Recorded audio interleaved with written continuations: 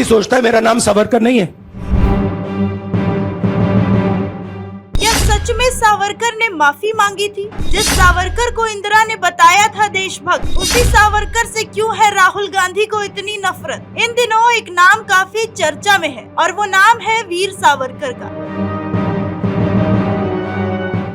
मैं आपका नौकर रहना चाहता हूँ, ये सावरकर जी ने लिखा है। राहुल गांधी की सदस्यता गई तो उनसे माफी मांगने को कहा गया, तो राहुल ने कहा मेरा नाम सावरकर नहीं गांधी है और गांधी माफी नहीं मांगते। सावरकर को लेकर राहुल गांधी की इस टिप्पणी पर खूब बवाल मचा हुआ है। दिल्ली से लेकर महाराष्ट्र तक की सियासत गर्मा गई है। बीजेपी छोड़िए, उद्धव ठाकरे से लेकर संजय राउत तक ने राहुल गांधी को लताड़ा है। सिर्फ राहुल ही नहीं बल्कि मणिशंकर अय्यर और दिग्विजय सिंह जैसे कांग्रेस के बड़े नेता भी सावरकर को लेकर विवादित बयान दे चुके हैं। लेकिन सवाल ये है कि आखिर ये वीर सावरकर कौन है जिसे कांग्रेस कायर साबित करने की हर संभव कोशिश करती आई है। बीजेपी उन्हें इतना महान मानती है तो फिर कांग्रेस को क्या एतराज है, वो भी तब जब खुद इंदिरा गांधी सावरकर को देशभक्त मानती थी। सवाल ये भी है कि क्या सच में वीर सावरकर ने अंग्रेजों से माफी मांगी थी? अगर ये सवाल आपके मन में भी है तो इसका जवाब इस वीडियो में आपको मिल जाएगा।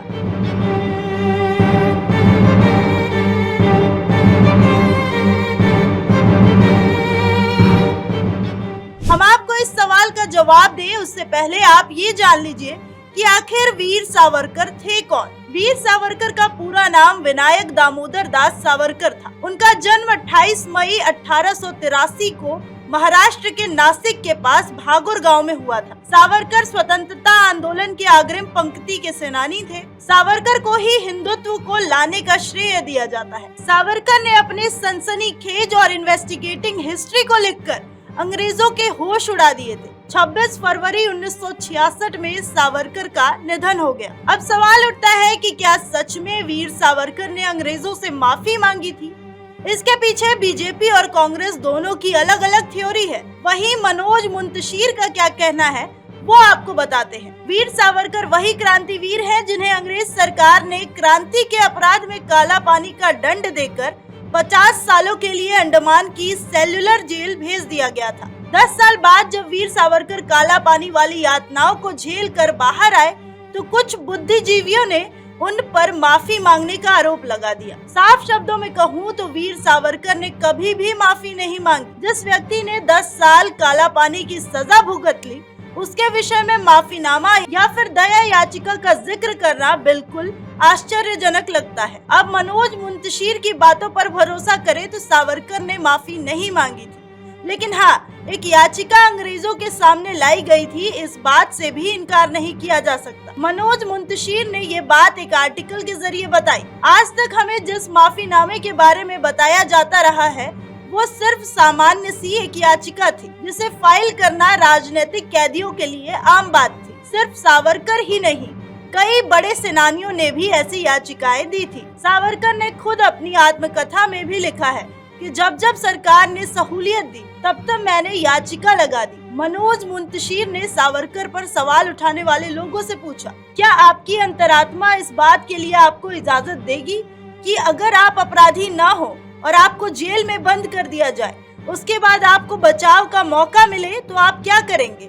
आप बंधन से मुक्त होना चाहेंगे। सावरकर भी ये बात समझ चुके थे कि वो जेल के अंदर रहकर देश के लिए कुछ नहीं कर पाएंगे।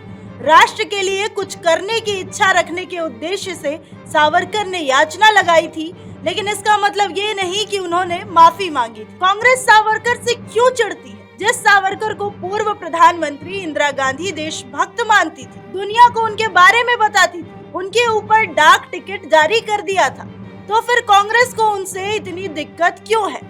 और खास करके राहुल गांधी को उनसे इतनी दिक्कत क्यों है? सावरकर पर महात्मा गांधी की हत्या में शामिल होने का आरोप था।